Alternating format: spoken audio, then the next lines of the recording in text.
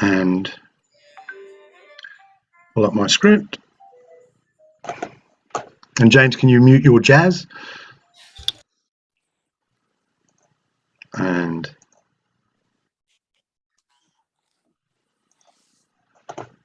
hello, and welcome to another Zoom meeting and podcast of Here's Tom with the Weather, where we investigate the plethora of higher powers that populate the vast universe of 12-step recovery, where alcoholics riff out on steps 3 and step 11, as prescribed by the founders of Alcoholics Anonymous, who encourage us to find some kind of higher power, as long as it's not us. We speak to people with all manner of higher powers, from those who might be atheists, Sufis, agnostics, Christians, Jews, Buddhists, followers of Islam, Hermetics, paganists, non-duality. We leave no stone unturned. It's our aim to promote understanding and open-mindedness so that alcoholics and addicts can find a higher power of their own to stay sober and carry the message.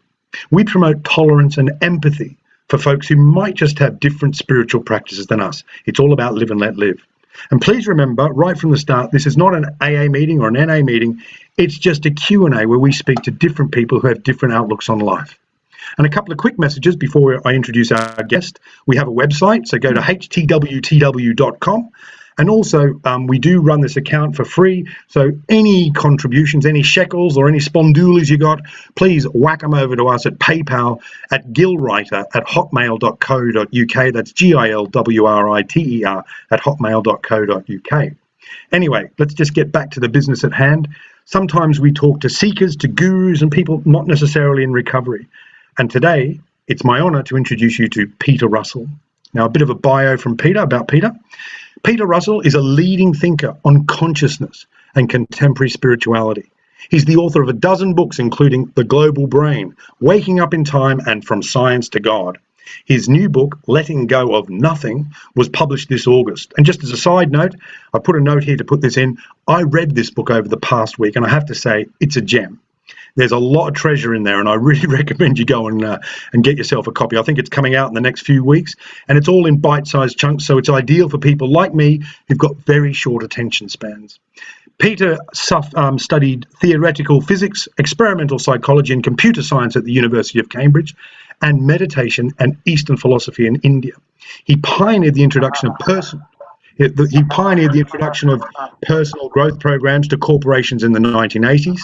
He's also famous for predicting, could somebody mute there, please? He's also famous for predicting the coming of something called the internet way back in the 1980s in the aforementioned global brain. He's a renowned teacher of meditation, and he's kindly agreed to lead a short meditation for us later on. His mission is to distill the essential wisdom of human consciousness found in the world's various spiritual traditions and to disseminate their teachings on self-liberation in contemporary and compelling ways. His website I'll be putting in the chat, and we'll put it at the bottom of this podcast when I put it online later on. Peter, that's a hell of a bio, and you've accomplished a hell of a lot. And I wanted to ask you just from the outset, because this interview's a biggie for all of us here, because we've certainly got to a lot of questions over the last sort of 18 months, which has sort of led, I think, almost to this point. And we're talking about consciousness and stuff. But I was really interested. I've done a lot of research, and I've listened to a lot of your stuff. And I note that way back in the day, you were an atheist originally. Before, while you were doing all this stuff, you were an atheist, or at the very least an agnostic. What happened? When did this change? Can you give us an idea about when did that change happen? I'm not sure it did. I used to debate whether I was an atheist or an agnostic. Yes, I was an atheist in the strict sense of the word, that, a theist who believes in some almighty being out there, whatever it is, in charge of the universe. I couldn't go along with that at all, and still don't. So I'm still an atheist in the strict sense. But I got more and more interested in Eastern teachings, and realized that what they were pointing to was that, our essence is divine. It's more a pantheist worldview in which, whatever you want to call it, the divine is in everything, and it is in us, and it is the essence of our consciousness. It is the essence of our being. And so we touch into the divine when we allow our minds to settle down and become quiet and touch into that level of being, which I think is the same for everybody. And so that's what interests me. so that's where I am with the whole sort of atheist thing. I sometimes quip, I'm an atheist who believes in God, but not Yeah. not the God the theists believe in. Okay. Well, that's obviously we do ask those sort of big questions, and I think again I'm really sort of cutting to the chase here about consciousness, and I've heard you speak about this several times, and there's obviously a lot of people who are here. What is consciousness? And I guess it comes back to the whole thing for me is consciousness a trick of evolution in order for us to give us some sort of self-awareness, in order for us to give meaning to our lives, or is there that divine thing that you spoke about? Yes, I mean, there's many different views, and what you're saying about, it's a trick of evolution. That's a view held by a lot of sort of more materialist scientists. Firstly, I don't like the word consciousness because it's a noun. When you add NESS to any word, you're basically taking an adjective and you're creating a noun out of it so that you can talk about it. And so, happiness, we use the word happiness to talk about the state or quality of being happy. And that's what ness means. It means the state or quality of that particular thing or that particular adjective. Say softness is the state or quality of being soft. But, happiness and softness don't actually exist as things. And I think it's the same with consciousness. Consciousness doesn't actually exist as a thing in the world.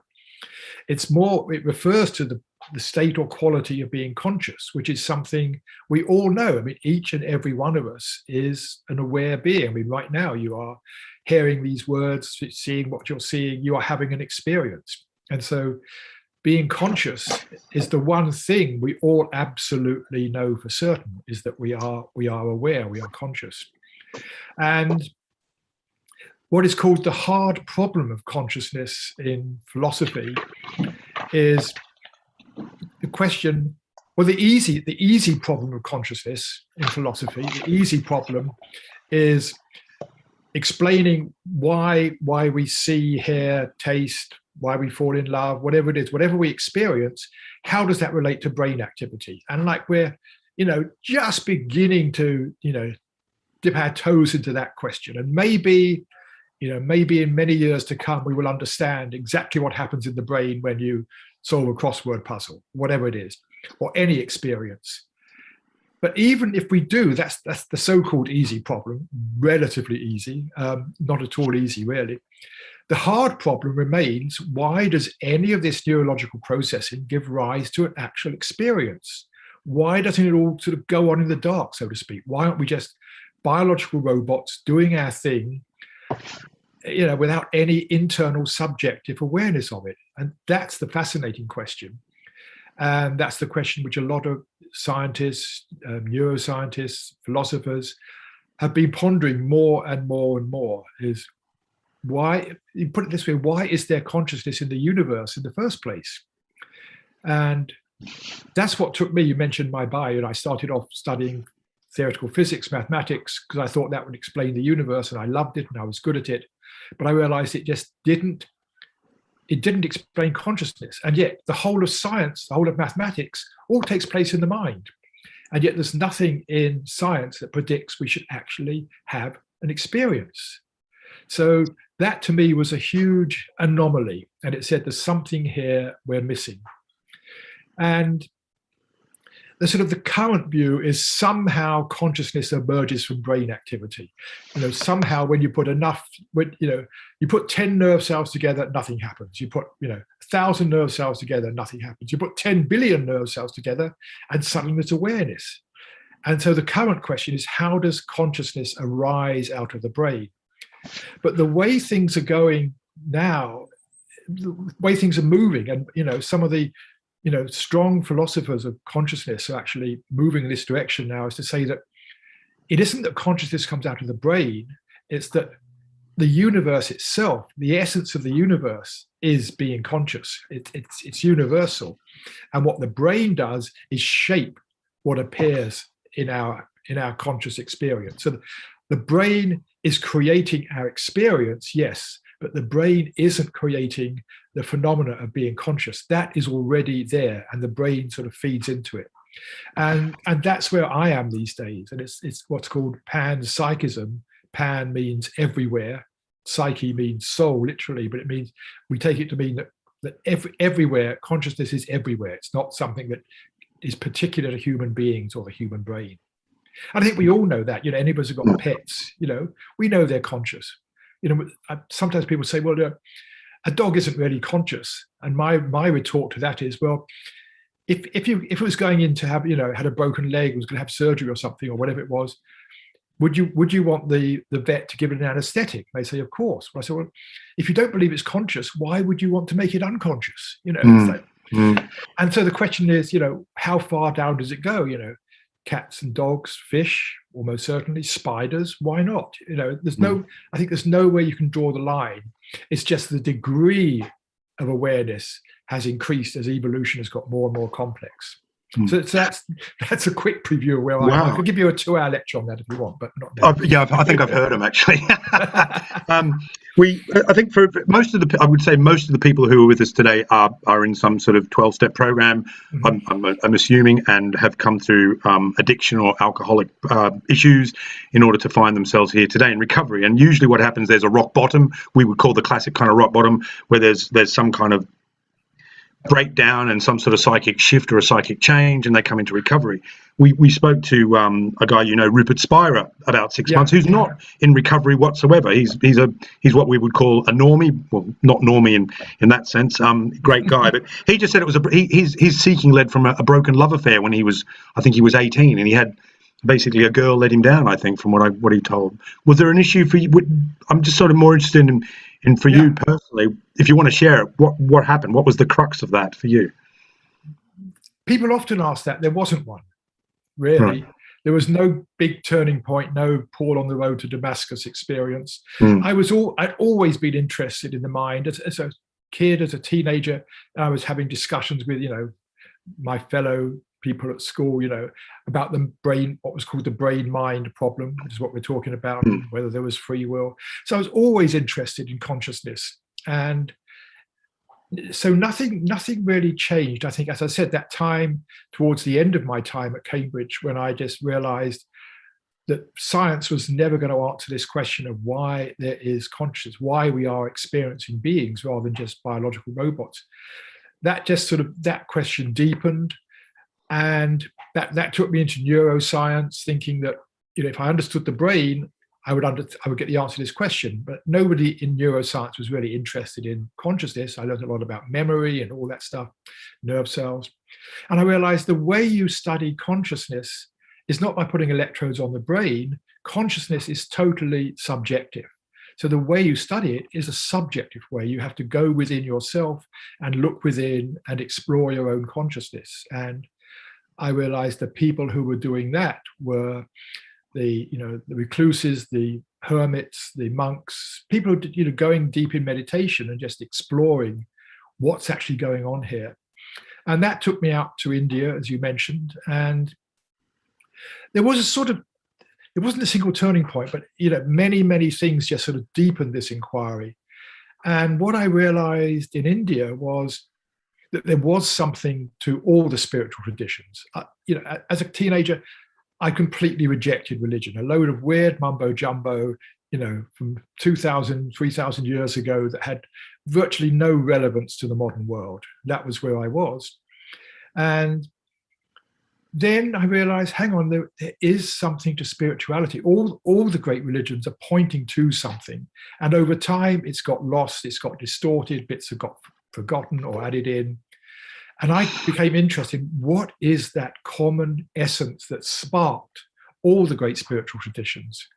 And realizing it was to do with the fact that we all get caught up in what one might call a materialistic or egocentric mode of consciousness, believing that salvation, happiness, whatever, comes from what you have or do in the world. And they were all pointing to the fact in one way or another that salvation comes from an inner shift in awareness. And they have different techniques, different practices, different ways of describing it, but they're all pointing to that we need to shift our awareness, that is the root of so many of our problems, is we're stuck in materialist, I say egocentric mode of consciousness. And so the way through is to explore ourselves and see how we can release ourselves from that. Wow. Again, thank you very much. That's great. And you mentioned meditation there, and I wanted to get across that because I think for us in our 11th step of in 12-step recovery, we seek through prayer and meditation to improve our conscious contact with God, or whatever you want to call it. I'm sure Joe C has another version of that as well. He does. I know he does. But it's essential in the 11th step to do prayer and meditation. And I know I've struggled with it in the past, and I know a lot of people who are in recovery do meditation because of the good old mind chatter, and they can't seem to be able to do it. So I'd really like to change tack a little bit and go into meditation and give us the benefit of your experience, and maybe perhaps lead us in a short meditation. Would that be okay? Absolutely, love to. Yes, the monkey mind, the mind chatter, the monkey mind. It's often called the monkey mind. It's like continually going on. It's always there. It seems to be always there. And people complain, oh, I tried meditation, but I couldn't get the mind to stop. And I think this is one of the first misunderstandings. I think there's a lot of misunderstandings about meditation in the world today. The first is that you've got to stop thoughts in order to meditate. I don't see it that way at all. Thoughts are going to appear. They're going to keep appearing. It's more your attitude towards them, and rather than seeing as the enemy or something that's getting in the way, is to in a way become more, let them be there. But then the essence of so many techniques is choosing not to follow the thought. And when you choose not to follow the thought, you say, okay, thank you, but right now I'm not going to continue with you. And it may come back again, a minute later, but the practice is continually stepping back. This is the practice for me. I mean, just to say, there's many, many different sorts of meditation. Some, really about concentration or visualization. The practices I'm interested in, and always have been, are those that allow the thinking mind to settle down. But it's about allowing it to settle down rather than trying to make it settle down. And that to me is the fundamental thing. And also, I mean, common to most of these practices is becoming more aware of the present moment. And by the present moment, I mean, in a sense, we are always in the present moment. I mean, whatever is happening, it is in the present moment. But when people say we're not present, what they mean is our attention has got caught up in the past or future. And if you look at your thinking, nearly all your thinking in one way or another is about something that has happened or could have happened or didn't happen, or something that might happen or you'd like to happen or hope won't happen, or whatever it is. Our thoughts continually take us out into the past or the future. They take us out into that world of time. So when we choose to pause the thinking for a moment, to step back from the thinking, what happens is our attention is no longer so absorbed in the past or future, and the present, the way I put it, the present reveals itself. It's like, you notice, there's the sound of the wind in the trees, or the traffic noise, or the refrigerator, whatever it is. Our experience, our actual experience, is always in the present moment. And so when we step back from the thinking, then we are more in the present. The way I put it is the present reveals itself to us. So we don't have to do anything to be present. We just stop what is taking us out of the present. And then, and this is the second very important thing, it's not about trying to stay present. You can't do that. Well, you can do it. It can take a lot of training and control to actually stay present. But it's like being present, almost enjoying how it is to be present. And then when the attention has gone off on some other interesting idea, just knowing how to return. So the practice is not about staying present. It's about learning how to return to the present easily and without any effort. And the effortlessness is also, for me, a very important part of it. Again, one of the misunderstandings is, I think, and it comes from people who've tried to meditate and haven't got anywhere, and that they have somebody who says, it's very difficult to meditate. You've got to try harder. And people try harder, they put more effort into it, they concentrate more, and they're not getting anywhere. And you just, I told you it was hard. And it becomes a self-fulfilling prophecy. The harder you try, the harder it is. And so it's also about approaching meditation without any effort, almost like in a completely relaxed, open way, and allowing the settling down to happen. I sometimes take the analogy of, if you've got a fire, a wood fire, a log fire, if you keep putting logs on the fire, it'll keep burning. If you stop putting logs on the fire, it'll gradually die down. And I think it's the same with the mind. If we keep going into one thought and then the next thought and the next thought, the thinking is just stimulating itself the whole time. But if we just do this thing of stepping back from the thought, and then it comes back, but stepping back, it's like we're not putting logs on the fire, and gradually the mind begins to settle down of its own accord. And when we do, we settle into a more peaceful, easeful, more calm state. And it's our thinking which actually creates so much discontent and unhappiness for us, that when we step back from the thinking, then we find there's a greater sense of ease and relief and compassion that's there. So that's the essence of how I approach meditation. So you don't tame the monkey, as it were. It's you allow it to. So you don't feed it. You just let it calm down, as it were. Yeah. Yes, you don't feed the monkey. Exactly. You don't feed the monkey. You let it chatter away, and and don't get caught up in trying to stop it. And gradually the monkey, if you want to take that analogy, gradually the monkey sort of goes quiet and finally decides to go to sleep. Stop giving the monkey peanuts. That's right. Stop giving the monkey peanuts. Yeah. Yeah. Cool. Stop feeding the dog at the table. Yeah. Okay. So what about a meditation? Would you be okay to leave one for 5 minutes or something? Yeah, 5 minutes would be great. So yeah, I encourage you to close your eyes, just because we can be more internal if you feel happy with that. And so just to close your eyes, and then just take a few deeper breaths, breathing out more fully, just like just that, because beginning to let the body relax. And that's the first thing. Is meditation is all about relaxing for me. And so we just let the body relax, and just notice any holding patterns, and just begin to let them go. So just settling into experiencing how the body is in this moment, and probably noticing different sensations that are there, the experience of, pressure of the chair, whatever you're sitting on, or the cushion, maybe your feet on the floor. There's lots of different sensations in the body. You may just notice the rising and falling of the chest as you breathe. But we're not trying to focus on anything. We're just noticing our experience in the moment, whatever it is. There's no judgment, no trying to change anything. We're just being more open to what is going on in the present moment, and primarily with our body. But you may also notice sounds, things like that are going on.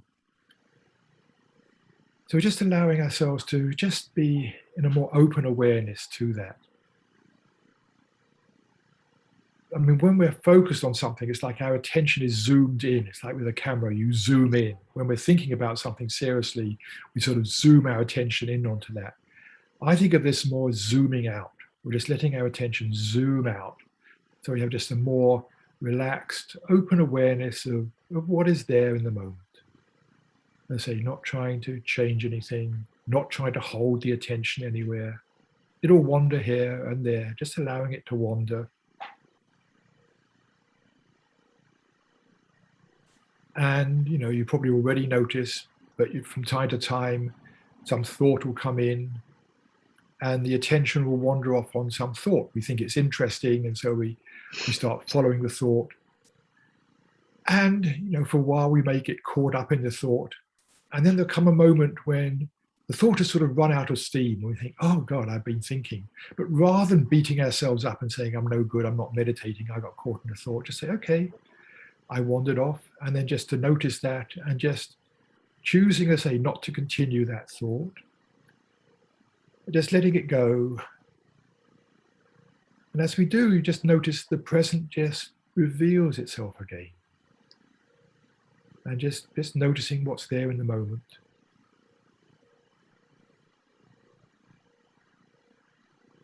And maybe you notice other sort of thoughts in the background, like, am I doing it right? What's happening?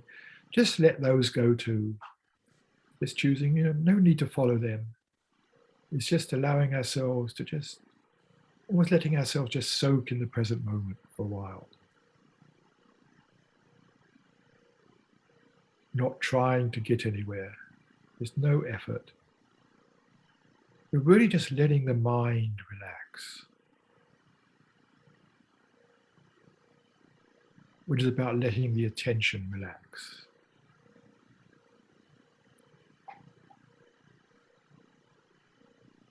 So wherever your attention may be, you could sort of ask yourself, could my attention be could it be more relaxed? Could it be softer?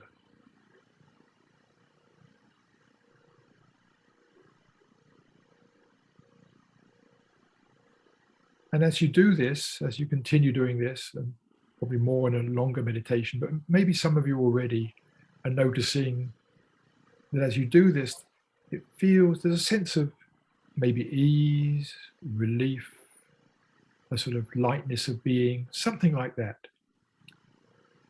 Different words, but it could be different things for different people. But sometimes you just notice, it's like, this is feeling nice when I drop into just this relaxed being in the present moment.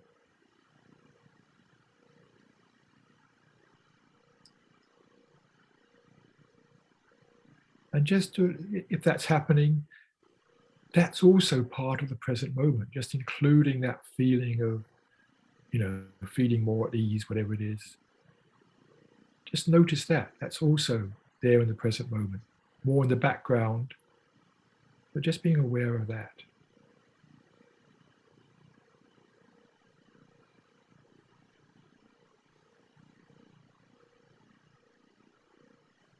But as always, not trying to get anywhere, not trying to do anything or have anything happen, or letting go of any expectation.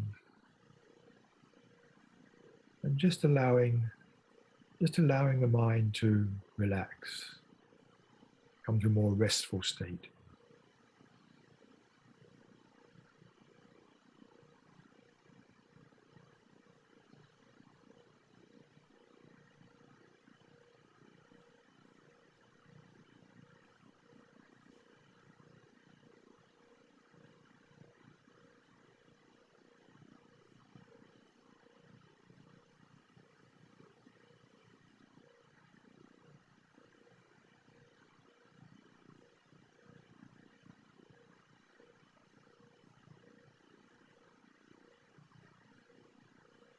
So I'll pause it there. That's just a sort of a starting point. But I suggest don't rush out. If you had your eyes closed, just maybe open your eyes a little bit, just a little bit of light in. You're able to flex your fingers or toes. It's really important, I find, just to come out of meditation slowly and gently, and that way you can bring more of the qualities of the meditation with you, rather than just jumping up into the life again. But just take a little while just to gently return to being here in the group.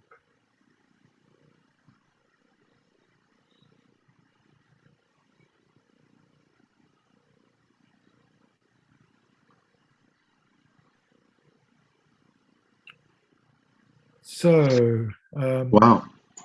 Do you want to have a time for questions, David, or where Yeah, do you I've got a few. Well, I've got a few more questions. I know I've got Joe C here. I think he'll be asking a question. He's our resident atheist stroke agnostic. He always likes to stick his oar in. I just wanted to just briefly touch on the topic of, and thank you very much for that. That was just amazing, by the way, that meditation. I think just to let everyone know as well, if you want more information on Peter, go to peterrussell.com. That's PETERRUSSELL.com, and you can find all of his books and all his goodies there. So please go along. And I'd say YouTube is bubbling with lots of videos of Peter, and I strongly recommend you go along there, because some of his stuff there is mind blowing. For me, it's certainly this has been a great episode for us.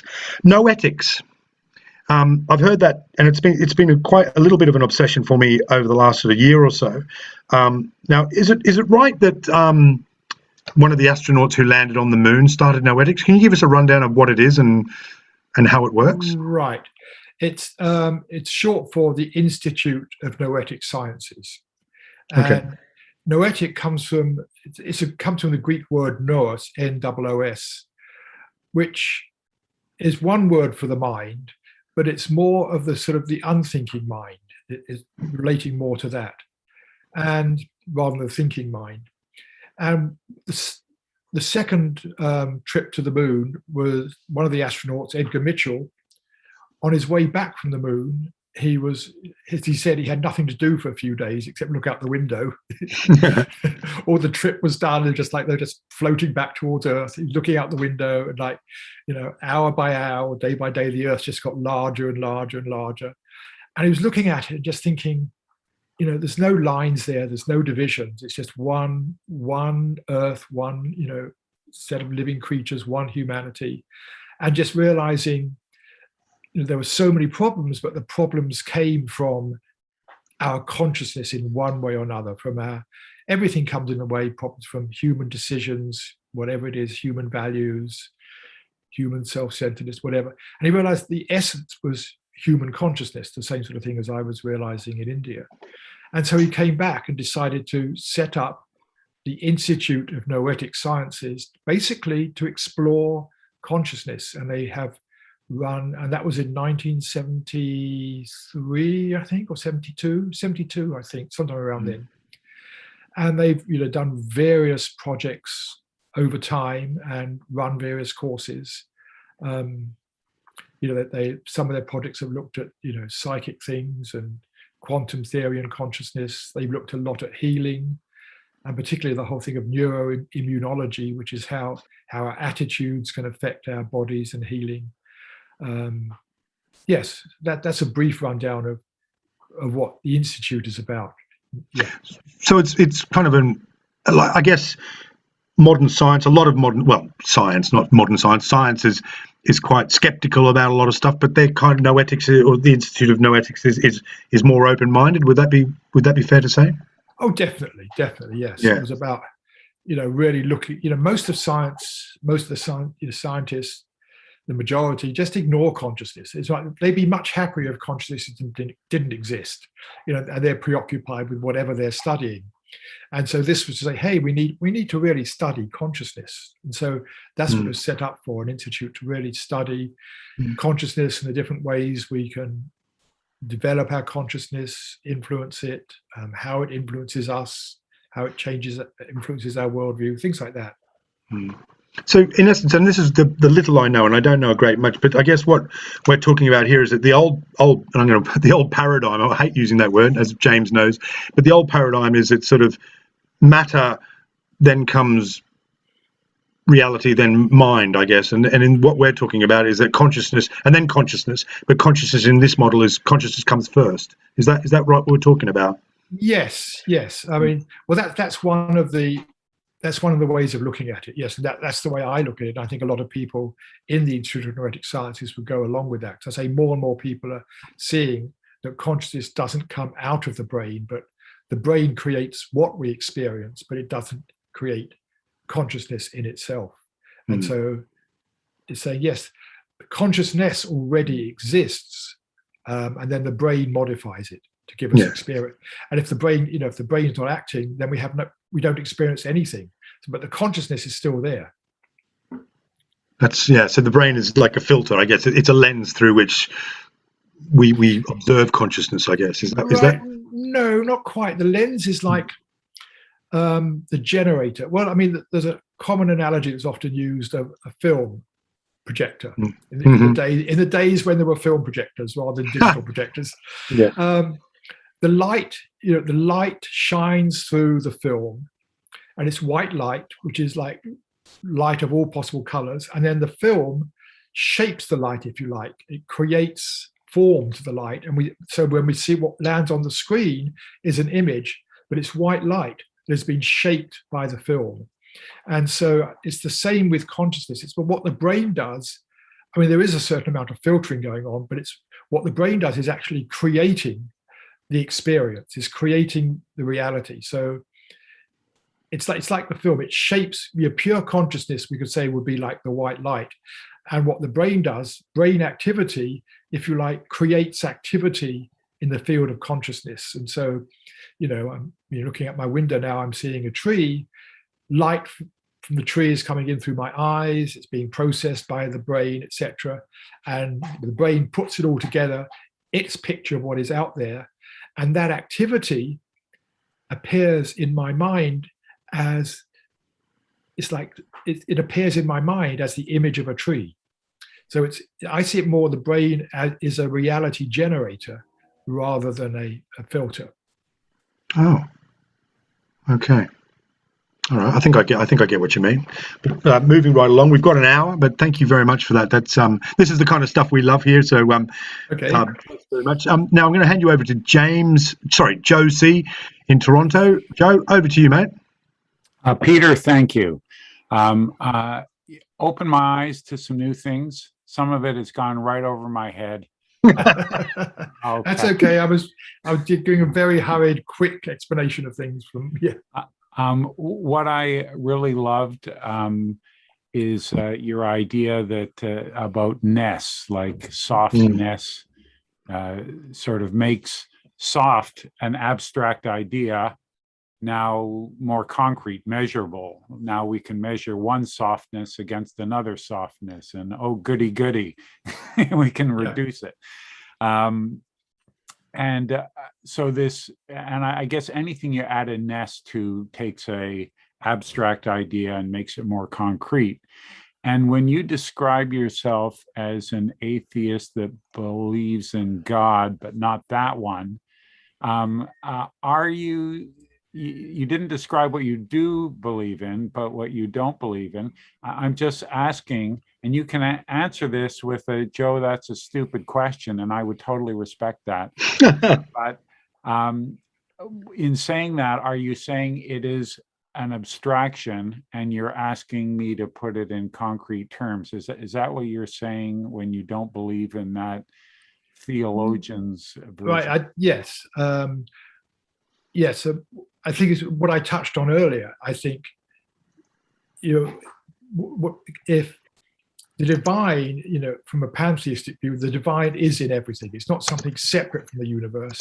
It is the essence of everything in the universe. So that's more how I see it, not as a separate being, but it's the beingness of everything.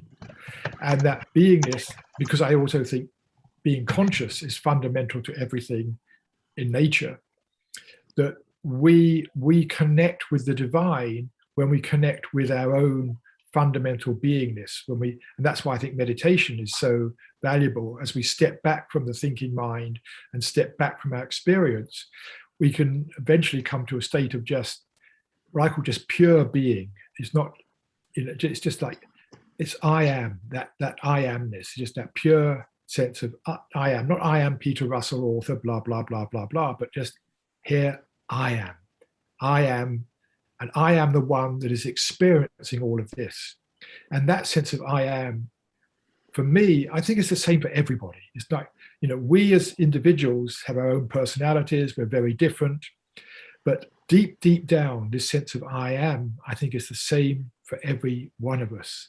And in that sense, it's universal. I think, so when we touch into that, that's how I see we touch into the divine.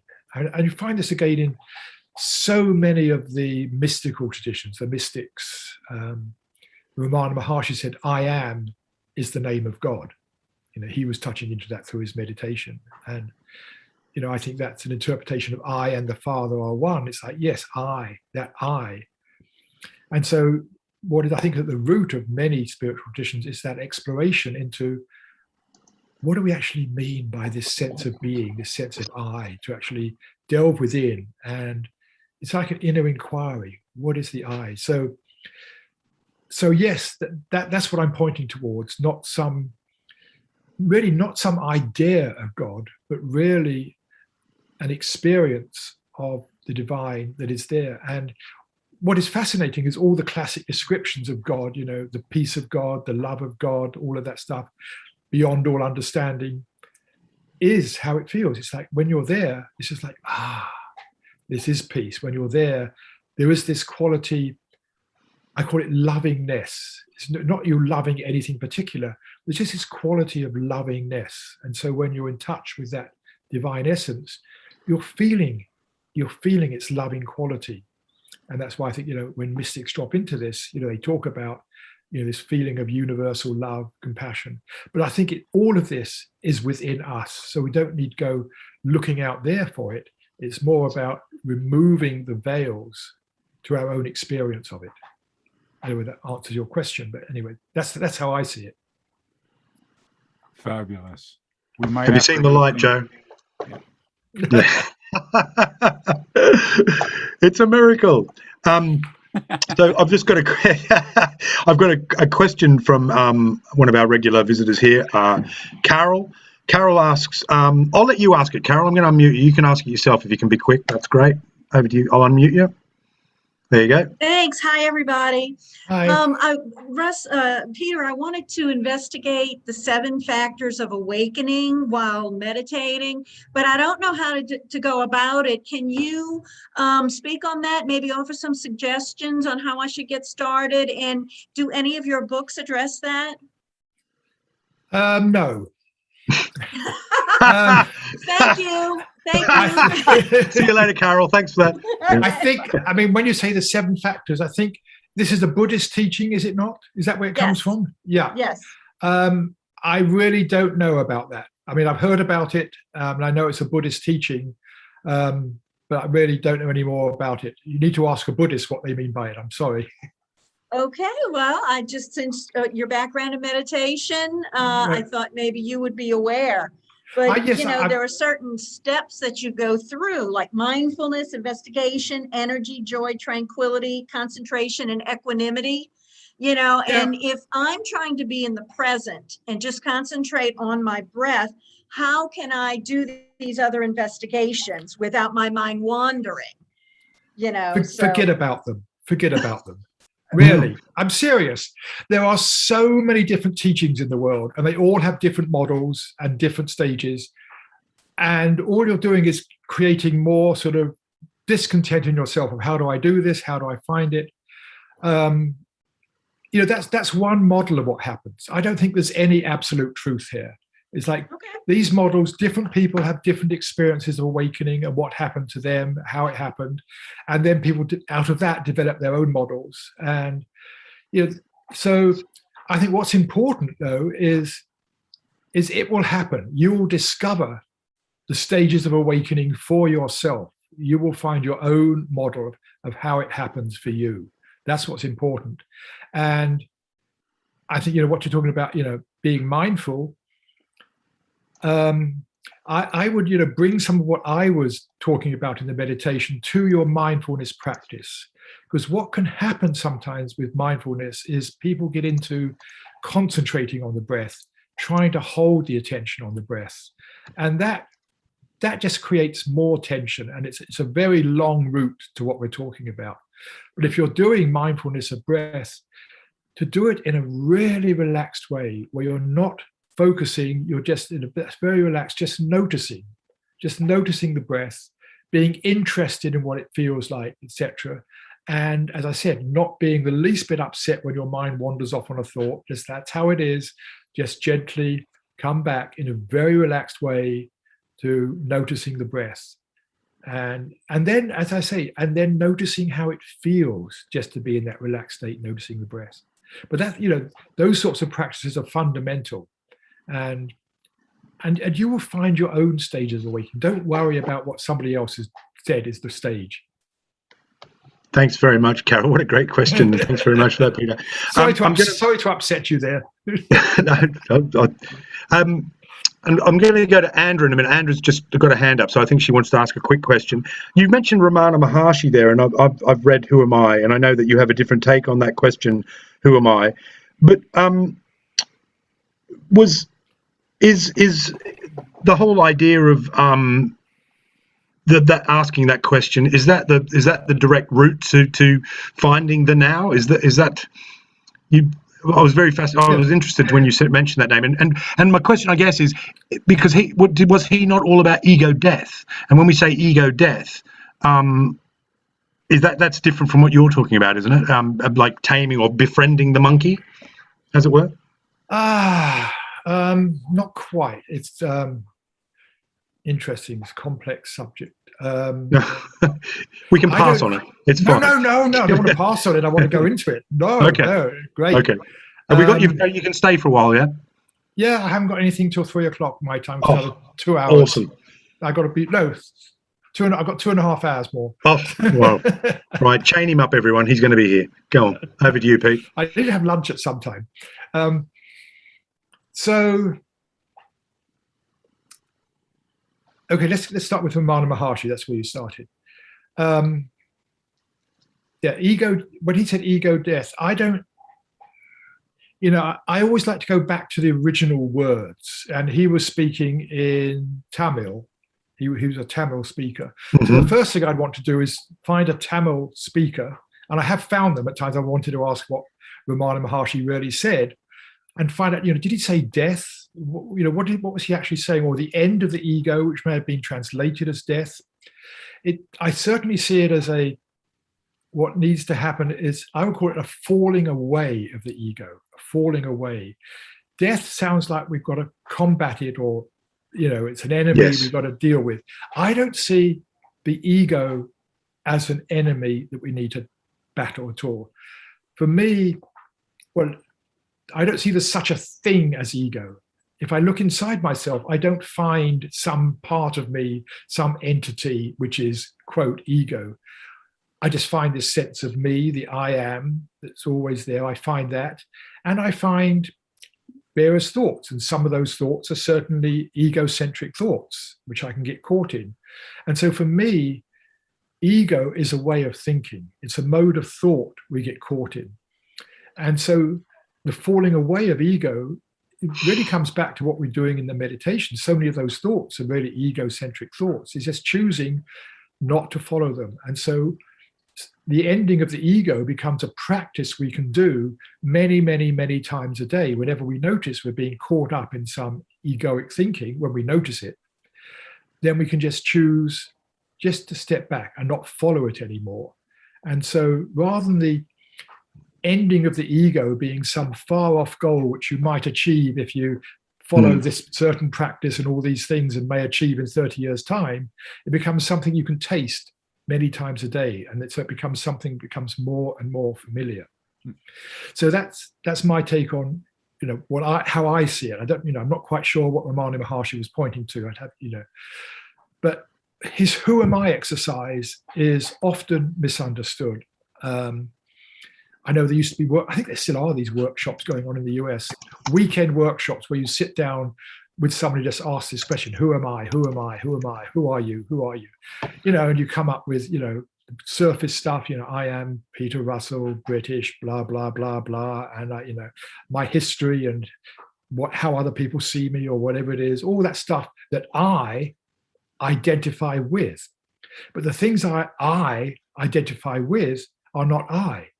The I is drawing a sense of identity from all these other things. It's like, these are all clothes. These are all clothes that we wear. I mean, my name could change. I could change my nationality, whatever it is. I could stop being a writer. I could, many things. All of that could change. But that sense of I, that deep sense of I, never changes. It's that same sense of I that was there yesterday, all the way back through my life, as far as I can remember. That sense of I, my beingness, never changes. What I think and believe, all that stuff does. And so the question, who am I don't like the word who in it, actually, because it leads people to start thinking who as a person am I. So I sometimes replace the who by what. What am I? Meaning, what is I? What does the word I refer to? And that becomes an inner inquiry into your own experience. And that's what Ramana Maharshi was pointing to as a practice, is to just to look not to try to find the answer. This is important. If you try to find the answer, you'll just get more intellectual ideas, just get more stuff coming up, which is something else. Oh, I know what the I is. Okay, who is the I that knows what the I is? It's like you're just distracting yourself into some other thing. It's like, what do we mean by the I? When I say I am experiencing this moment, what do we mean by I in that sense? I am the one that is aware of this. What do we mean by I? And the only way you answer that is by looking with this inner inquiry and just holding the space for it to reveal itself. There's a wonderful line from one of the Upanishads in Indian teaching that says, the self reveals itself to itself. And I would add, by itself. We don't find this I. It's already there, but it reveals itself. It's already there. And so just by having this inquiry, and it's an ongoing inquiry, as the layers get peeled away, it's like, one day, I get it. And then, 6 months later in meditation, it's like, oh, I get it. And then it's like, then there's no I to get it. But it's an inner process of inquiry. That's what Ramana Maharshi was pointing to. And that's what I say, that sense, when we get down to it, that deep sense of I think is the same, and this is what many teachers have pointed out, is the same for each and every one of us, that deep sense of I. Wow. Fantastic. Thank you very much. Now, Andrew, you've been waiting very patiently, so I'm going to ask you to unmute. Do you want to ask a question? I do. Thank you. Hi, I'm Andra. This is a privilege to be here. Fantastic talk. You mentioned the Institute of Noetics. So I assume that you are familiar with remote viewing. I am. I am a student of that. I'm new. I'm currently in the basic training course for that, and I'm studying the actual original protocol developed by Ingo Swann. Yeah. So much of how you describe the nature of consciousness is even the verbiage is present in my instructor's directions in terms of trying to find the ness in what you're seeing, because of course remote viewing is not just about seeing but describing what you see. But I just want to ask really briefly. So I started taking this remote viewing course about 6 months ago. Within the course of a very, very, very short time, I went from thinking I was quite consciously open, cosmically open, to learning what we are really capable of, what our consciousness is truly capable, not just capable of, but actively doing, people in the world doing. And on and on. Some of the things that, Dr. Julia Mossbridge at the Noetics Institute is studying consciousness and remote viewing. I'm sure I'll get this wrong, but something having to do with unconditional love. Anyway, in that short period of time, it was like taking not just the red pill, but a whole bottle of red pills. Did I mention alcoholic addict? And I was not prepared for that. And it kind of really dismantled my entire understanding of reality in a very short time. If I had months or years to, take in bits and pieces, I'm sure I would have been, just marvel. But I felt like I walked around a bit catatonic for a couple of weeks. I'm okay now. But do you have any advice or thoughts on side effect treatment for red pill? Yeah, that's really what I mean. Treating the side effects of the red pill. Thank you, Thaddeus. Yes, nice question. Yes, there's a very general thing in there as well, besides just the remote viewing. And by the way, the people who Edgar Mitchell approached, to start the Institute of Noetic Sciences back in the 70s, were people who were at Stanford who were involved in the remote viewing project that the CIA was running, etc. So those people became the very early people at the Institute of Noetic Sciences. That's just an aside. I mean, not with any, but often with some sort of awakening and discovery, realizing there's much more to life, the universe, yourself than you had thought. It can be a bit discombobulating. It can be freeing, but it also be a bit discombobulating at times. With anything like this that comes up, my recommendation is to really feel it, to get into it. What we tend to do is think, oh, this is uncomfortable, I don't like this, need to get rid of it, whatever it is. It's all about doing the opposite. And that's, my book is about letting go. It's about not trying to get rid of something, but about what I say is let it in. So if you're feeling, whatever it is, I forget the word you use, but I would say discombobulated, for now. Notice what's going on. Notice what the feeling is, the feeling in the body itself, and not trying to put a label on it. We may put the label discombobulated on it, whatever, or whatever label you use. Leave the label behind, pause, and just go in, notice what's happening in your body. Notice what sensations are there that are associated with it. There may be, sort of slight tension somewhere, or a quivering, or a warmth, or pressure, or something. And just be curious, interested. What's happening here? What's going on in my body? Because the body, I think the body has so much information because it's reacting. The body's reacting to what is going on unconsciously for you. And so the more you can just listen to the body or feel the body, not so much listen to it, but the more you can notice the feelings, what you'll begin to discover is that first of all, you'll find that feeling, whatever it was, the uncomfortable feeling, begins to soften. It begins to soften.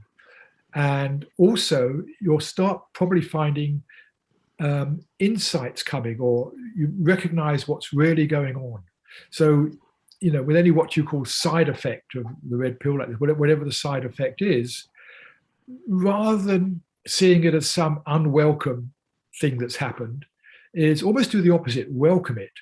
But in the sense of not welcoming it, oh, this is a good thing, but just welcome it in the sense of, okay, who are you? What's going on here? Almost befriending it rather than doing the opposite of just feeling into what's it actually like? What's going on here? Being curious, that sort of thing. I would recommend that as a starting point for anything like this, any uncomfortable feeling that arises, go into the feeling rather than into the head. Thank you very much. Thank you very much, Peter, and thanks very much for coming along. Just to let everyone know, we won't be here next Friday. We are every week usually, but I'm going to Spain, so damn you all, I'm off, and I'm having a week off. So we'll see you in a couple of weeks' time. Ian G has a question. Ian, where's Ian? Thank you, from Skipton. Yeah, thank you, David. Oh, there you are. Gotcha. Yeah. Hi, Peter. Thank you very much indeed. I've sort of come into this in this last year, really, mainly via Eckhart Tolle. And he talks about collective insanity when if you're run by the egoic mind, you become involved in the collective insanity. And if we look at the human condition, the greed, the selfishness, the wars, the terrible things that man has imposed upon man, and this is the collective ego. And if I become aware of my ego, suppress it, and realize there is what's the word I'm looking for? Well, I become awake. I become aware of the insanity. But I think Eckhart feels that it's not just myself, if you like, not just Peter, not just David, that there are a lot of people becoming awake, becoming aware, and suppressing the egoic mind. And I just wonder if you have any feelings on whether there'll be, I dare to use the word, paradigm shift, that because the way the world's going at the moment, we definitely need something to happen. Or, you know, are we in the age of mass extinction and we're part of it? Wow. Yeah. Thank you, Peter. Who knows? Who knows? In terms of where we're going. But just, you know, coming back to the question, first of all, you know, I think I've said I don't see it as suppressing the ego. You're using the word suppress. I see it as being free from the ego, but we get free from the ego by seeing it for what it is. And then the more we can see it for what it is, as this way of thinking we get caught in, then I think we can step out of it. Trying to suppress it actually doesn't really work, because it just pushes it to the back of the mind where it still operates. I mean, Carl Jung said, what you resist persists, meaning what you don't let into your consciousness still controls you. So just to say that, it's, for me, it's not about repressing. It's about opening up, seeing it for what it is, and choosing, as I said earlier, not to follow it when it comes up.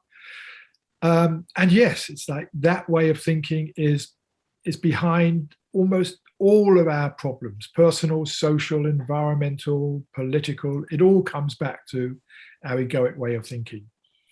And you talk about, you know, people waking up. Yes, things are changing fast. I mean, when I first got interested in this area back when I was at Cambridge, and we're talking about the late 60s now, in the local Cambridge University bookstore, the second largest bookstore in England, there was one shelf, about 3 foot of shelf, up in the religious section, which was on, you know, other things or awakening. You know, there was Rob Sam Lankpa there and a few other names that some of us may know. There was nothing. And there were no tapes, nothing like that. Certainly no videos. You occasionally got hold of a photocopied paper you read that someone passed around. That was it. And, you know, occasionally a teacher would appear and we'd all flock to go and listen to him. Now, you know, there's any town worth its salt has got some sort of, what you might call it, new age bookstore, but, you know, some bookstore or something. So the books are there everywhere. The videos are there everywhere. It's on the internet everywhere. And part of this is we are all learning from each other, and we are all waking each other up.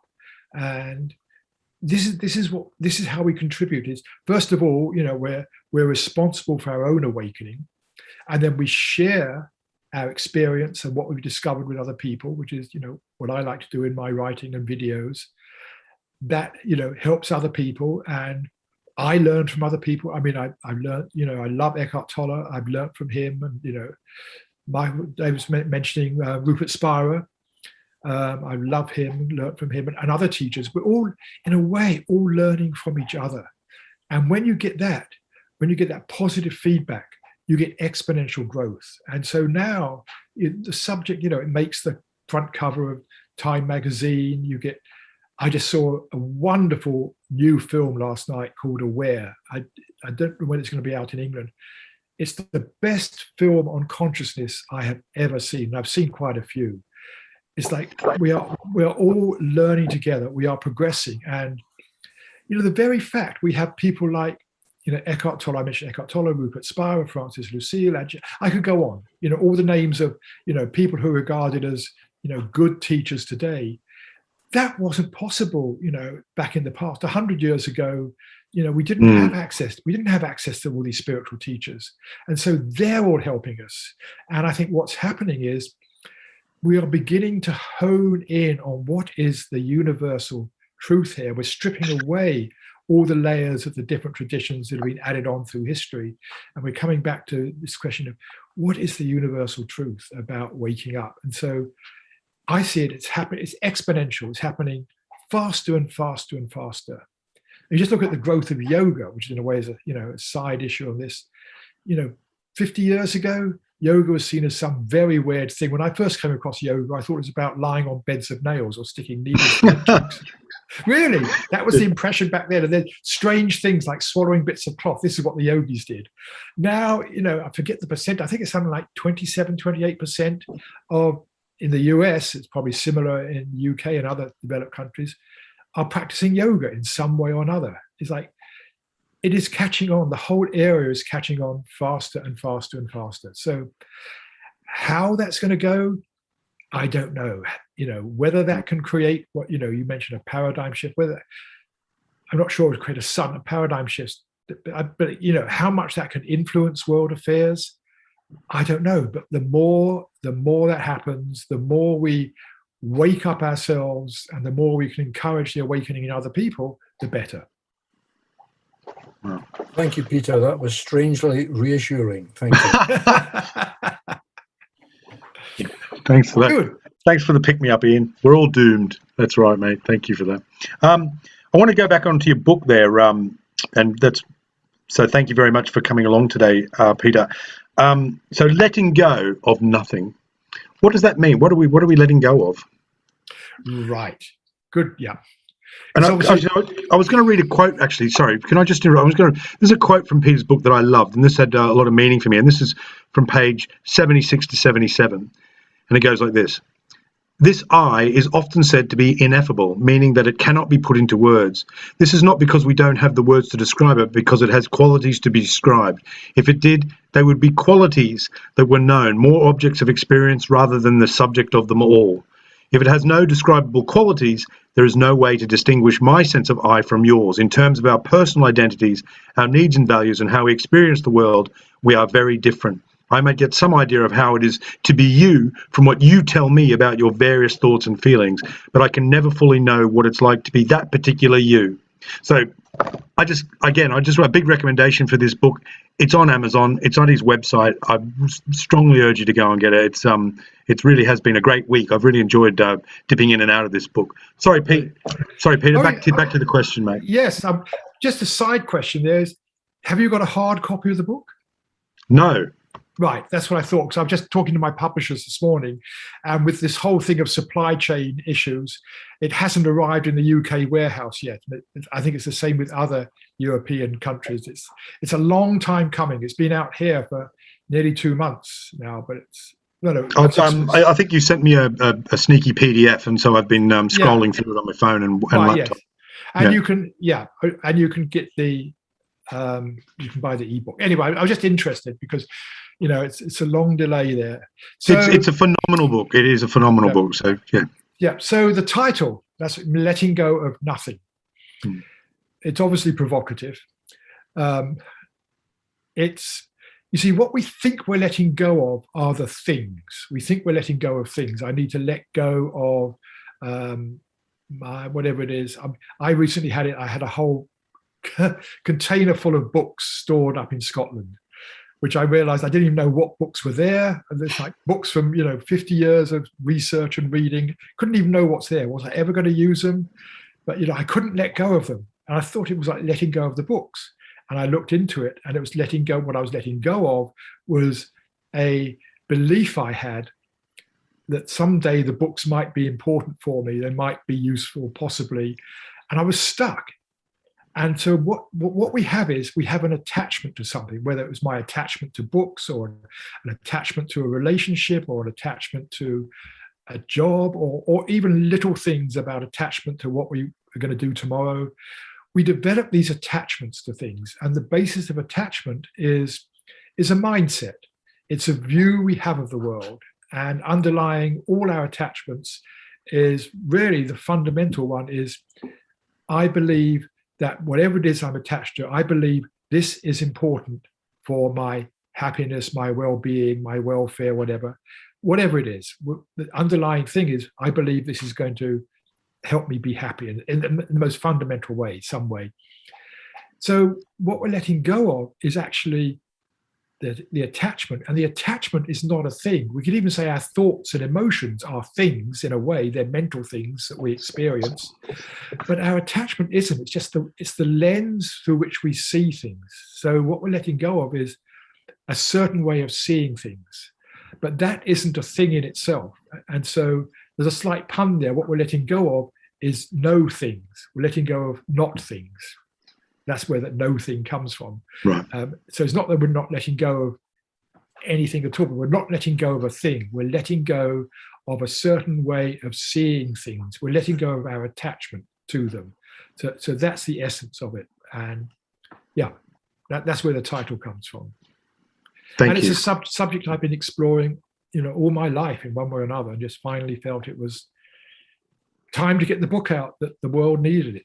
And I particularly love the way, like I said, it is in bite-sized chunks, and I think you could probably get through it in a weekend or a week, depending on it. And it's so easily read. But I think for me, it's one of the clearest books I've actually read on consciousness, and I think it's a great meditation tool as well. So congratulations, it's great. And I can't wait till it's out on Audible. Actually, I'm a big yes, that's I've done the recording, did that a couple of weeks ago. Yeah. So it's going to be in my voice rather than some American actor voiceover artist. I finally got to allow me to read my own book, because I know so many people, they know my voice from videos and meditations. It's scheduled October the 11th. It should be available here on Amazon. And since it's just an audio recording, it should be available everywhere in the world. I don't know, but I do know it's going to be out here. That's the scheduled date, is October the 11th. We will see, but it's on its way. So, it's a week and a half. October the 11th, under 2 weeks. It should be out. Yeah. Great. Okay. Well, good luck. I'm sure it's going to be a hit, as it's with your other books. So I'm going to sort of wind it up now. I've got one more question that I asked to all our guests, but I've got two more questions. And again, I just want to pin you down a little bit on that when you said you're an atheist that believes in God, which I think is class. It's just a quip, but pin me down on it. Okay, well, so then what if you're so you're an atheist that believes in God, and I think I understand what you're saying. So what is God? What is it? What is this God thing?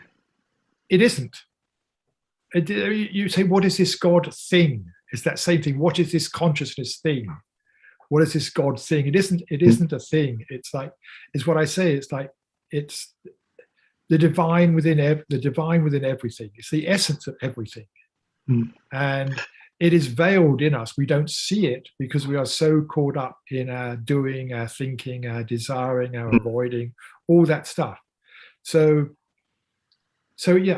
what is this God thing? It is what we are.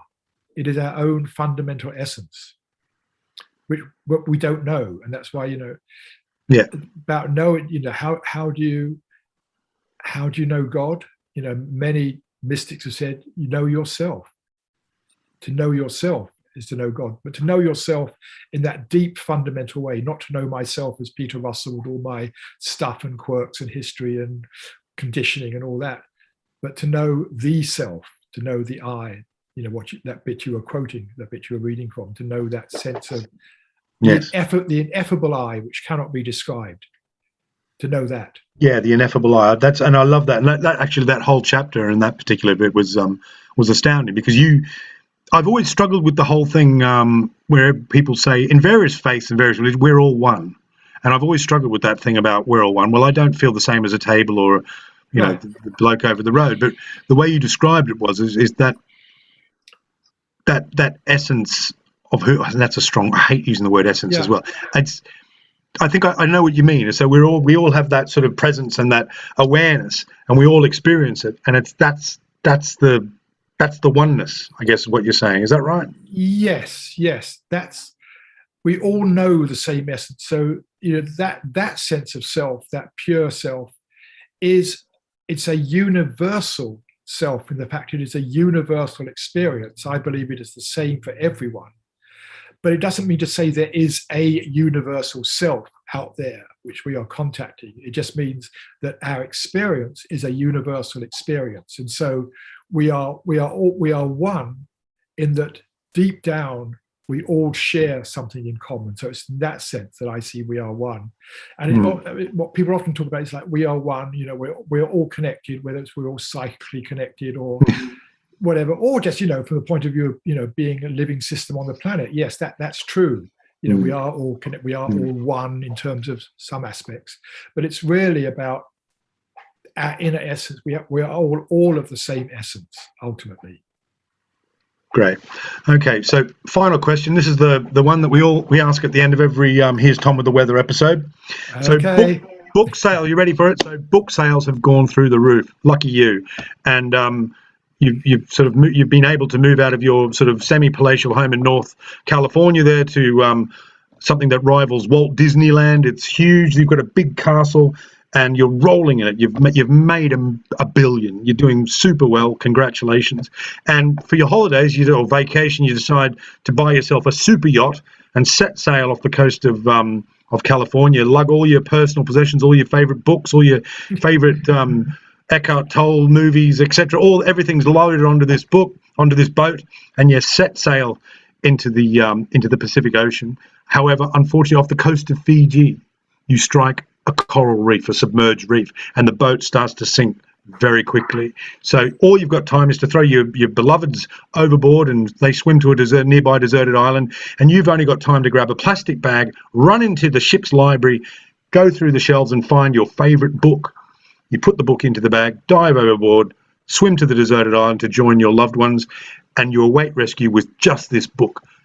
What's the book? Who's it by? And why? This is like Desert Island Discs. Yes. On books. I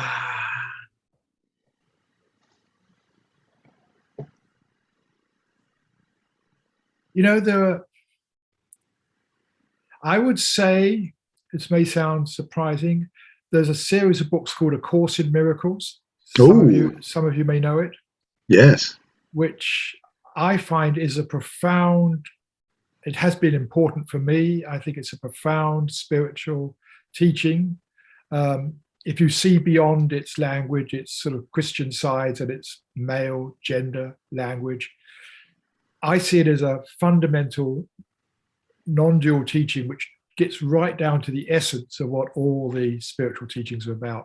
And the reason I like that book is it's got 365 lessons in it, practices. And those practices are what make it work. It's not just there's so many books which are about an understanding of what's going on, understanding the mind, understanding the spirit, thousands of them. But what this is, it's a course in miracles. And the miracle is the shift in perception.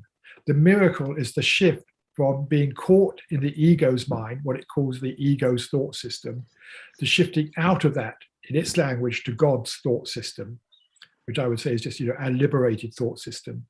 And it's a series of exercises, practices. And so I would take that just to be able to, until my rescue comes each day, to have a meditation from that book to practice. And I might just bring in, one of my co-panelists here, James. He's a big fan of A Course in Miracles. James, do you want to say anything there?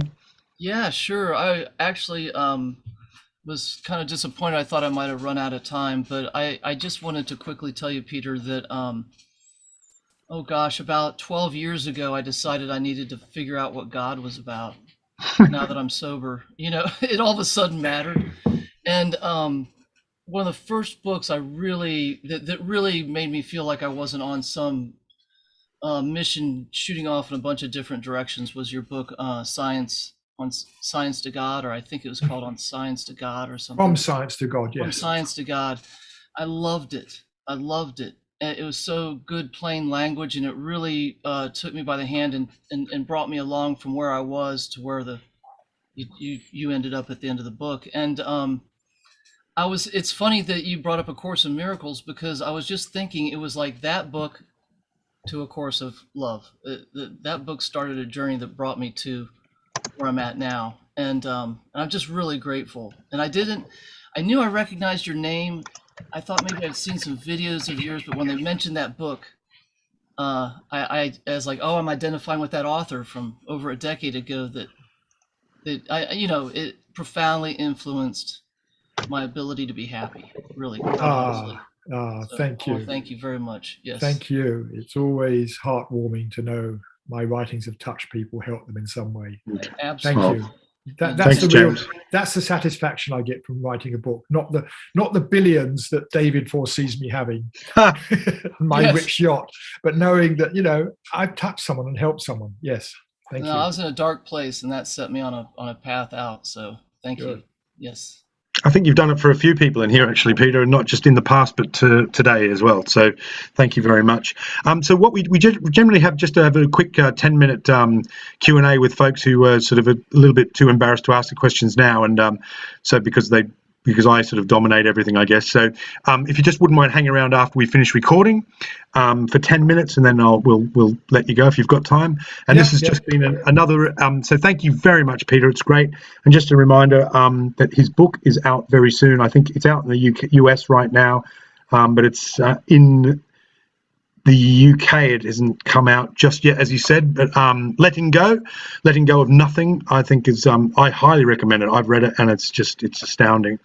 So this has been it for this week on Here's Tom for the Weather. Remember, we're not here next week because I'm off to sun myself in Spain and drink a lot of coffee and enjoy the sunshine. But thank you very much, everyone, and see you in a couple of weeks. And recording is finished now. Woohoo! Right. Thanks very much, Peter. Cheers, mate. Wonderful. So has anyone got any questions now they want to ask that they were too afraid to ask before? This is when the best questions come out. Exactly. Always. Exactly. It's like, why didn't you ask that 10 minutes ago? It's beautiful. Wonderful. Yeah. Okay. All right. Okay. So here we go. Before I get muted, then, can I ask something real quick? Yeah, go on. Okay, because I encountered another book called A Course of Love that was authored or channeled or scribed by somebody else, but they claim that it's the same language. They're just different receivers at different times. And I was just curious if you had any experience with that. It's sort of a ongoing from the Course in Miracles. Yes. I haven't started. I'm familiar with it. I saw it when it first came out. It was way back in the 80s that came out. I saw it and looked at it a bit, and it's very similar teaching. I think ultimately all teachings, the more pure they get, the more similar they are. So that's the other thing I wanted to touch on from your book. It really helped me open my mind to spiritual teachings in general, because it posited that there's a little truth in all of them. So the more you know about them, the more you can discern those little similarities that indicate the truth under. Right. So, anyway, I'll keep going on. I'll shut up. I'll mute my own damn self. Good to see you, James. Thanks very much. I know John's got a quick question. John's a regular, comes here and listens in faithfully. And Jill, that's it. Jill's got a copy of your book up there, I think, actually, if you see that. Jill, do you want to put it up to the screen again for everyone to see? Great. Lovely. Yes. Thank you. John, you can unmute there. There you go, mate. Okay. Thank you very much, Peter. This is great. I've heard you before, and I've been wanting to hear you again. Great talk. I had a question queued up a while ago and didn't get answered, but it has to do with non-duality, and I think you pretty much answered the question. And I like that title, Giving Up Nothing, and that reminds me of Douglas Harding's Man with No Head. Mm-hmm. And in my experience, strangely enough, without even trying, when I was a teenager, I dropped into that non-dual state. It's as if my corpus callosum was cut. So all thought stopped, and it turned out to be very similar to a psychedelic experience. But strangely enough, it didn't freak me out. It felt natural, like that's the way we are really built to function that way, because I could still do things when I was in that state, but I was just in another world altogether. But then I discovered the grim truth. I cannot get there. No effort on my part will duplicate that experience. And that was a hard lesson to learn. And so my question had to do with you asking you to explain your view of that, because that to me is the ultimate state that we can be in. I don't know, maybe there are better ones that yogis have figured out. From my point of view, that's it. Cheers, John. I understand what you're saying. It's You should have asked this before. One of those great questions. There is nowhere to get to. I mean, one of my favorite lines is from Lin Chi, who was one of the founders of Chinese Zen, who said, nowhere to go, nothing to do, no one to be. And that, I think, is really a description of what you're talking about. You see, the essence of non-duality is that there isn't a separate self. There isn't me here and the world out there. There's a oneness, but it's a oneness in terms of our inner experience. And so, when we touch back into, that what I was talking about, the pure I am, and what it sounds like you had something very similar. The ego mind drops out.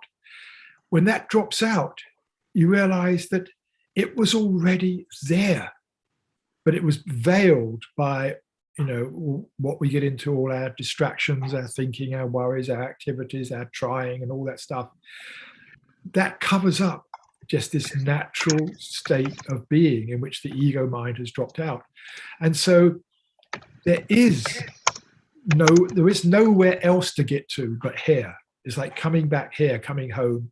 And so there's nothing to do. It's our doing that gets in the way, that takes us away from who we are. And I mean, that's been my experience in meditation. I think it was something like a bit like what you experienced. It's like the quieter I become, it's like, there really is nothing to do. I have to let go of the doing.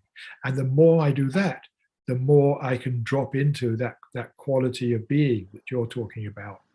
So spiritual teachings are useful for two reasons. One, they can be inspiring. They can give you an understanding. They can be a motivation to want to explore more. And they can take you on a path of self-discovery, the end of which is realizing you don't need a teaching or a technique. That's the fascinating bit. That someone once said that the value of all techniques is to realize you don't need a technique. But you need a technique. You need a technique to take you to the place where you realize you don't need a technique.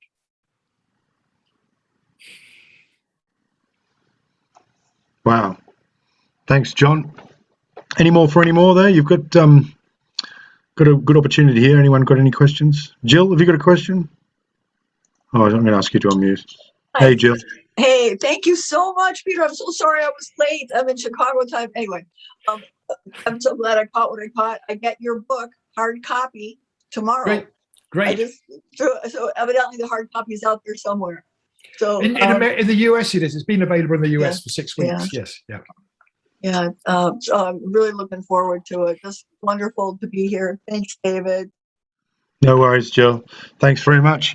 Okay, well, look, I think that's about it then. So thank you very much, Peter, once again.